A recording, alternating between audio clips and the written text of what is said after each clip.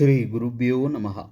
தெய்வத்தின் குரல் இரண்டாம் பகுதி 70வது தலைப்பு. புராணம் நண்பனாகப் பேசுவது தொடர்ச்சி. இப்படிச் செய் அப்படிச் செய் என்று மட்டும் வேதம் சொல்கிறது. ஏன் என்று காரணம் சொல்லாது. காரணம் கேட்டாலே நாம் வேதத்தை அவமரியாதை பண்ணுகிறோம் என்று வேறு சொல்லுகிறார்கள். புராணம் என்ன பண்ணுகிறது? அப்பா, இப்படி செய்வதால் இந்த நன்மை உண்டாகிறது, வேறு தினசில் செய்வதால் இம்மாதிரியான கெடுதல் உண்டாகிறது என்று கதை மூலம் காரணம் சொல்கிறது. காரணம் சொல்வது மட்டும் புராணத்தின் விசேஷமில்லை.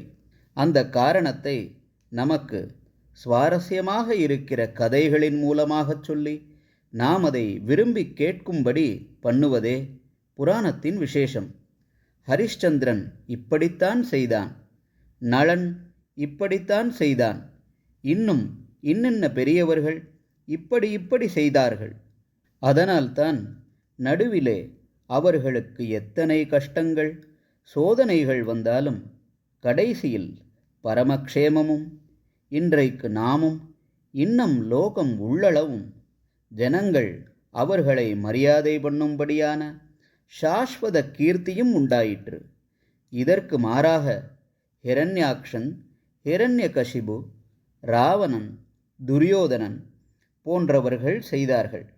தற்காலிகமாக அவர்கள் பெரிய ஸ்தானத்தை பெற்று சந்தோஷமடைந்தாலும் கடைசியில் நாசமாகி உலகம் உள்ளளவும் அபகீர்த்திக்கு ஆளாகி இருக்கிறார்கள் என்று எடுத்துக்காட்டி நம்மை நல்லவற்றில் தூண்டுகிறது, கெட்டவற்றிலிருந்து தடுக்கிறது.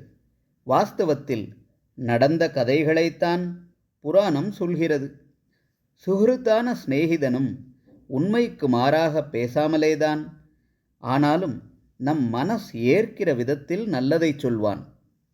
காவியம் என்ன செய்கிறது? கவி என்ன செய்கிறான்? அவன் யதார்த்த உண்மையிலே தன் கற்பனையையும் நிறைய கூட்டிக் கொள்கிறான்.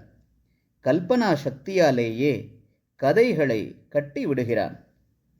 ஒன்றை மிகைப்படச் சொல்கிறான், இன்னொன்றை குறைபடச் சொல்கிறான், வேறொரு விஷயத்தை திருப்பி திருப்பி சொல்கிறான்.